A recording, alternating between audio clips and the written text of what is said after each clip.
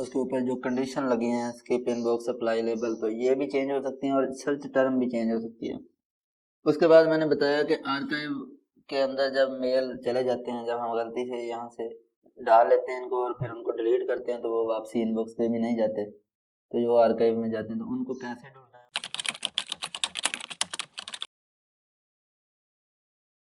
अस्सलाम वालेकुम दोस्तों, हम नेक्स्ट वीडियो के लिए आपके सामने हैं। तो हम यहाँ पर रिव्यू एंड सब्सक्राइब का जो हमने लेबल बनाया था उसको ओपन करते हैं।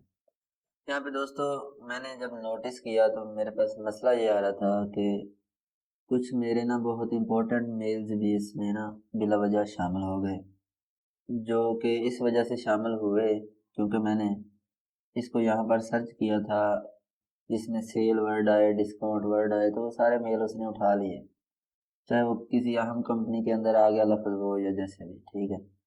तो आज मैं ये आपको बताने वाला हूँ कि आपने अगर ये इसको बिल्कुल एक्यूरेट करना है तो आपको चाहिए ये कि जैसे ये अभी हमारा रिव्यू एंड सब्सक्राइब का ये बना हुआ है, तो इसमें भी आप यहाँ पे ऐसे करें कि आप देखें ये गूगल जेमिनी है, क्या आपको इसकी ज़रूरत है।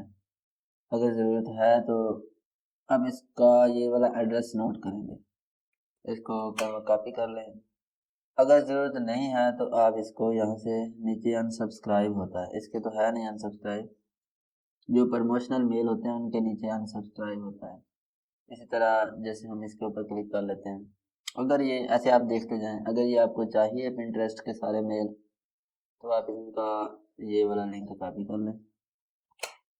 असल में आप ये लिंक कॉपी करेंगे तो ये ज़्यादा एक्यूरेट फिल्टर बनेगा। उसकी वजह ये कि यहाँ पे ये जो पिंटरेस्ट है ये तो किसी और के मेल के अंदर भी हो सकता है, गूगल भी पिंटरेस्ट के बारे में कोई बात कर सकता है, तो वो फिर गूगल का मेल भी उस सर्च फिल्टर में शामिल हो जाएगा। अच्छा, यहाँ पे आप देखें अनसब्सक्राइब का बटन है। अगर आप इसको चाहते हैं कि ये मुझे मेरे फ़ायदे के तो नहीं है तो फिर आपको इनके ऊपर फ़िल्टर लगाने की ज़रूरत नहीं है, आप सिंपली इनको अनसब्सक्राइब करें। अनसब्सक्राइब्ड जब आगे लिखा आ जाएगा इसके ऊपर क्लिक करेंगे एक और पेज खुल जाएगा, तो फिर वो अनसब्सक्राइब हो जाएगा, उसका मेल कभी भी आपके पास दोबारा नहीं आएगा। अच्छा, इस तरह अब इसके अलावा ये इसको देख लेते हैं हम। अगर इसको हमें ये अगर इसके मेल नहीं चाहिए तो हम इसको यहाँ से भी इसको भी अनसब्सक्राइब कर सकते हैं, और अगर इसके मेल हमें चाहिए तो फिर हम इसको ऐसे कॉपी कर लेंगे। अब इसका फ़िल्टर कैसे बनाएँगे? अच्छा, ये मैंने रिव्यू अनसब्सक्राइब में से कर रहा हूँ मैं। आपको ये करना है, पहले जब इनबॉक्स में आप खड़े हैं तो आप सबसे पहले अपने मेल्स को देखते जाएँ। आपने इनको वहीं से जो है ना कर लेना है कैटेगराइज़, चाहे आप अब जो मैं कॉपी कर रहा हूँ ना जो-जो चीज़ें ये मेरे ना उसके अंदर आ रही हैं, आई थिंक बुकमार्क होता है, या कंप्यूटर पर आप विंडो वी प्रेस करेंगे तो जो-जो चीज़ें आपने कॉपी की होती हैं वो आपके पास ऐसे शो हो रही होती हैं, क्लिपबोर्ड होता है। ठीक है, मैंने जो कॉपी की हैं 2-3 चीज़ें वो मेरे पास विंडो वी प्रेस करने से सामने आ गई।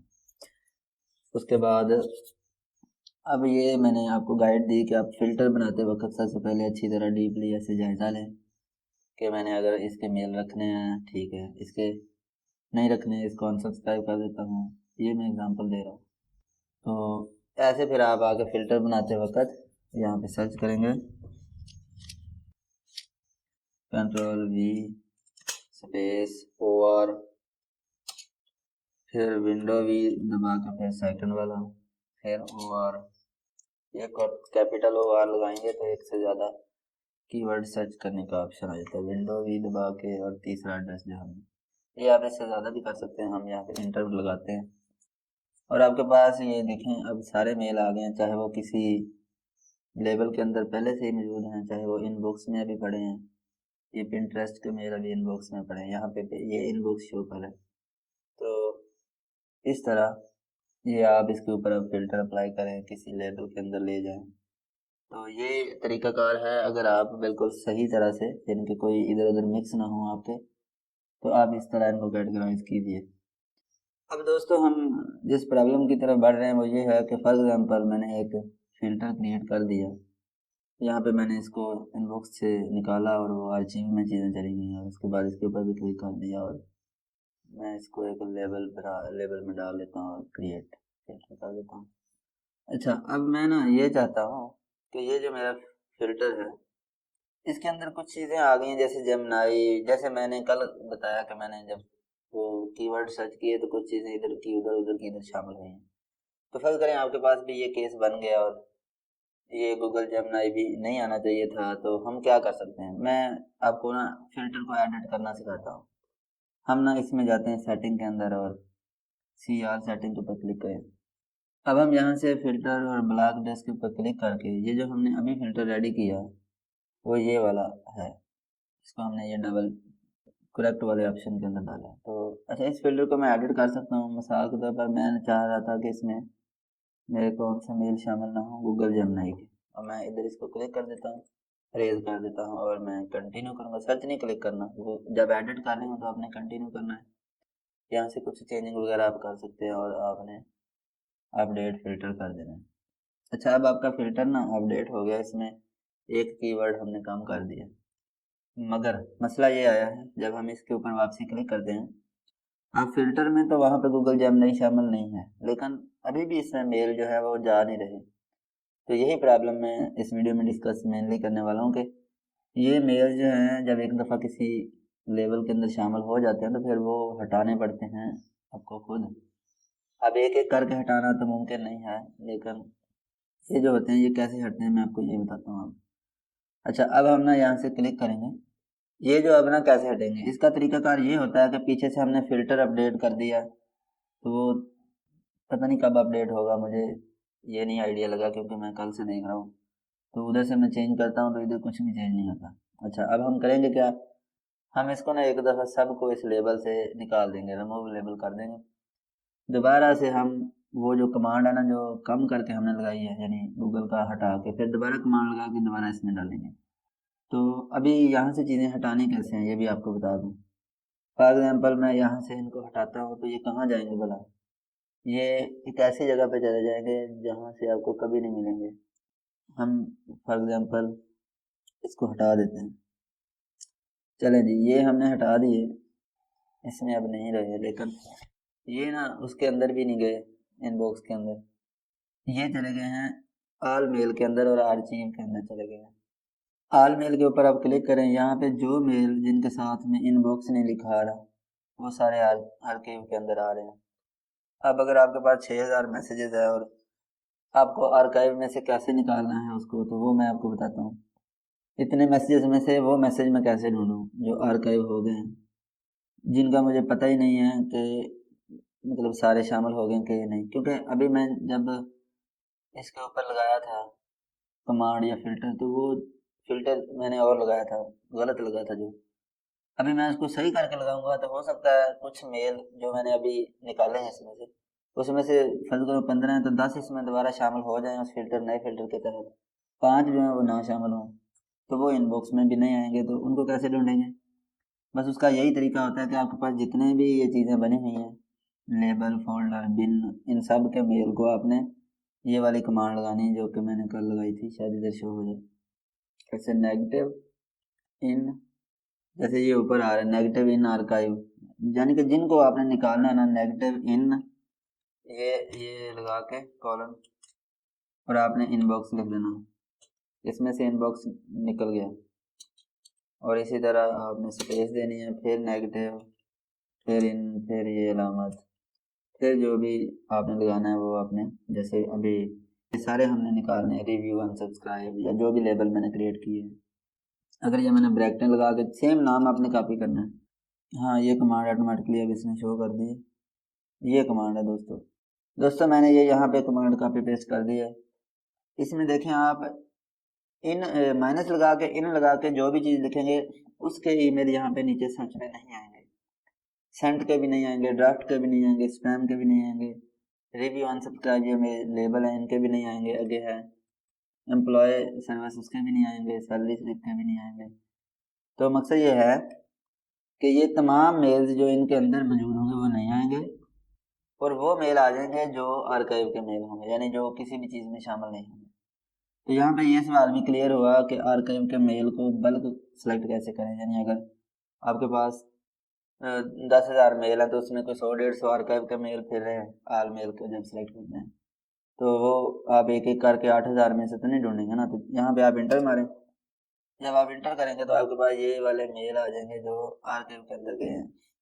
यहाँ से देखें आप, इस मेल को आप सिलेक्ट करें, इसको इस ऑप्शन के जरिए मूव टू इनबॉक्स कर दें। अब यहाँ पे भी इनबॉक्स का ऑप्शन आ गया। अब मुझे इसके अंदर मेल को लेके आने के लिए दोबारा से इसके ऊपर फिल्टर लगाना पड़ेगा।